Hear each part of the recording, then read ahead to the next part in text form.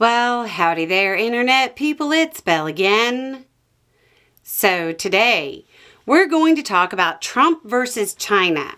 6 months in, and China's winning. It's time to take a quick look at how Trump's trade policies have played out. About 6 months ago, on April 5th, Trump announced to the world that, quote, China has been hit much harder than the USA. Not even close. They and many other nations have treated us unsustainably badly. We have been the dumb and helpless whipping post, but not any longer. We are bringing back jobs and businesses like never before.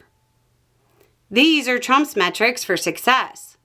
China's being hit harder is a reference to trade, import, and exports. Then we have jobs. Those are his metrics. That's not something a world-renowned economist said he wasn't taking into account. It's not something made up that was unrelated to his goals. That's what he said. He also says businesses, but that's not actually a thing in the days of multinational companies. He might mean investment dollars, but there's no way to quantify that because he won't provide real numbers on anything. Let's start with the easiest one, jobs. The jobs market is now so bad, he fired the calculator. Now we're not getting government reports because he was incapable of keeping the government open.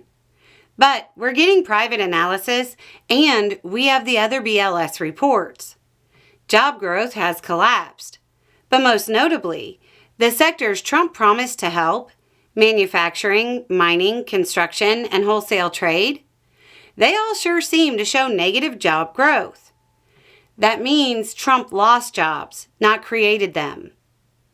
Was China hurt more on trade? No. Chinese exports globally are actually up 8.3% in September compared with a year ago, bringing in around $328 billion. Exports to the U.S. are down, but they made up for that elsewhere. In other words, the U.S. is losing out on trade. Projections for the year from the World Bank back in April said China's economy would grow by 4%. Those projections have been revised upward to 4.8%. Meanwhile, the U.S. projections have been cut down from around 2.3% to 1.4%. These are the economic numbers, just pure math.